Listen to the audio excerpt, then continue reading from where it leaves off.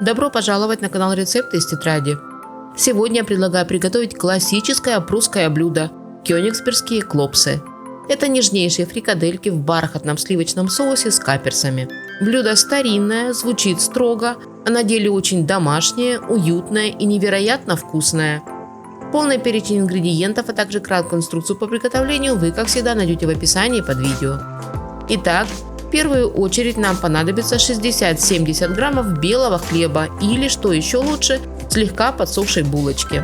Руками рвем хлеб на небольшие кусочки и выкладываем их в широкую с небольшими бортиками тарелку. Теперь нам понадобится 125 мл молока или нежирных сливок. Заливаем молоком кусочки хлеба, а затем ложкой хлеб слегка приминаем и разравниваем, чтобы каждый кусочек намок. Оставляем пока хлеб в покое, чтобы он впитал в себя все молоко. И берем 500 граммов говядины или телятины. В принципе, можно использовать и другое мясо, но в классическом рецепте клопсов используется именно говядина. Говядину нам необходимо пропустить через мясорубку. Я использую стандартную решетку с отверстиями диаметром 4-5 мм. Теперь пропускаем через мясорубку и добавляем к фаршу 25-30 граммов каперсов и 4-5 филешек анчоуса, прямо с маслом, в котором они хранились. Затем через мясорубку пропускаем уже набухший хлеб, который, как вы видите, впитал все молоко. Я его предварительно не отжимаю и добавляю в фарш как есть. И последнее, что нужно пропустить через мясорубку, это 100 граммов обычного репчатого лука. Кстати, по желанию лук предварительно можно обжарить на сливочном масле до золотистого цвета. Вкус получится более насыщенным. Мне это кажется чрезмерным, поэтому я предпочитаю использовать сырой лук. В получившийся фарш теперь нужно добавить 1 чайную ложку соли, 1 чайную ложку горчицы. Этот ингредиент не обязательный, но я рекомендую его использовать. 1 яйцо, у меня категория S1. И 50-60 граммов пшеничных панировочных сухарей, которые помогут фарш загустить. И вот здесь один из важных моментов. Фарш нужно очень хорошо вымесить, чтобы он стал клейким и послушным. Поэтому настройтесь на то, что вам нужно будет вымешивать фарш не менее 5-10 минут. Сначала фарш вам будет казаться слишком жидким, но затем, по мере вымешивания, он начнет густеть и становиться похожим на мягкий податливый пластилин. Когда вы поймете, что из фарша уже можно что-то слепить, начинаем формировать клопсы. Берем небольшую часть фарша, примерно 60-70 граммов, и формируем из нее шарик. Теперь нам нужно этот шарик отбить, поэтому несколько раз бросаем его с небольшим усилием из одной руки в раскрытую ладошку другой руки. Это нужно, чтобы внутри клопсов не осталось воздуха и фрикадельки получились плотными и красивыми. Руками слегка округляем получившиеся заготовки, придавая им аккуратный вид и выкладываем их на доску или широкое блюдо.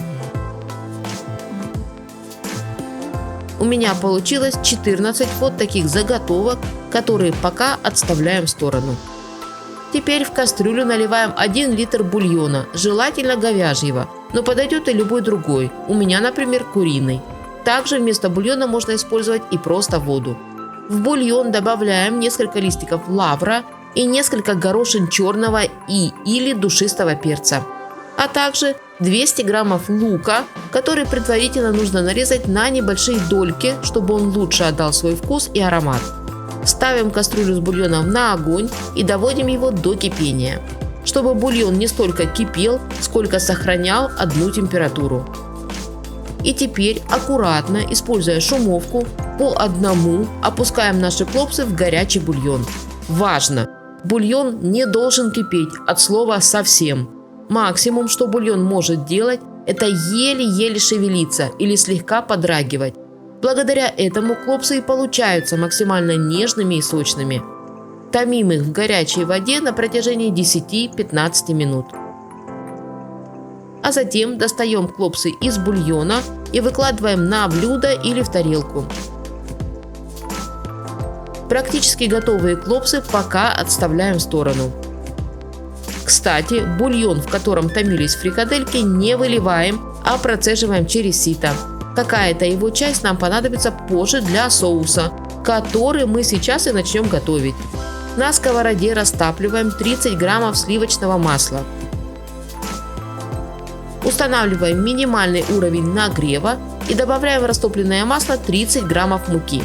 А затем при постоянном помешивании обжариваем муку на протяжении 2-3 минут или до появления легкого орехового аромата. Теперь вливаем в сковороду 400 мл бульона, в котором варились клопсы. И постоянно, активно все перемешивая, доводим основу соуса до кипения и загустения. Потом добавляем в основу соуса 150 мл сливок жирностью не менее 30%. И снова при постоянном перемешивании доводим соус до легкого кипения. Важно, чтобы соус не начал кипеть активно. Снимаем сковороду с огня. На этом этапе нам понадобится 3 желтка. В отдельной пиалке соединяем яичные желтки и 1 чайную ложку сахара. И хорошо все перемешиваем до однородности. Затем добавляем в желтки 3-4 столовые ложки горячего соуса и снова хорошо все перемешиваем. Это делается для того, чтобы желтки привыкли к высокой температуре и не свернулись в соусе.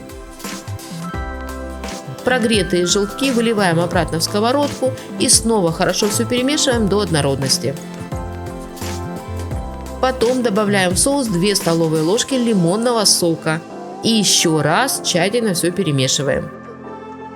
Теперь нам понадобится 50-60 граммов каперсов, которые необходимо предварительно процедить через сито. Маринад от каперсов пока не выливаем. Еще раз хорошо перемешиваем соус и добавляем в него немного, буквально половину чайной ложки мускатного ореха. И снова хорошо все перемешиваем. Обязательно пробуем получившийся соус. Если вам кажется, что не хватает кислоты, то добавляем в соус по вкусу маринад от каперсов. Еще раз пробуем соус и, если нужно, добавляем по вкусу соль. Соус должен получиться бархатистым, мягким и сливочным, но с характером. Обязательно должна присутствовать легкая кислинка. Когда соус доведен до вкуса, самое время окунуть в него наши клопсы, которые уже нас заждались. Аккуратно перекладываем их в сковородку, а затем аккуратно перемешиваем их с соусом, чтобы каждый шарик оказался в мягком, теплом облаке сливочной нежности. Возвращаем сковороду обратно на плиту и включаем самый минимальный уровень нагрева. Наша задача не довести блюдо до бурления, а устроить клопсам настоящую спа-процедуру – тихое томление. Так клопсы успеют впитать вкус соуса, станут еще мягче, а аромат раскроется во всей своей сложности. Томим их в соусе 10-15 минут, осторожно перемешивая время от времени при первых же намеках на то, что соус собирается закипеть, и чтобы каждый клопс получил свою порцию внимания. Ну а когда клопсы хорошо пропитались соусом, снимаем сковороду с огня и сразу же сервируем наши кёнигсбергские клопсы. Выкладываем на порционную тарелку несколько фрикаделек и щедро поливаем их соусом. Затем добавляем отваренный заранее картофель. Это традиционный гарнир к клопсам. Присыпаем все это сверху свежемолотым перцем и рубленой петрушкой. И зовем к столу своих родных и близких наслаждаться нежными, сочными клопсами, насыщенный вкус которых идеально дополняет пикантный сливочный соус.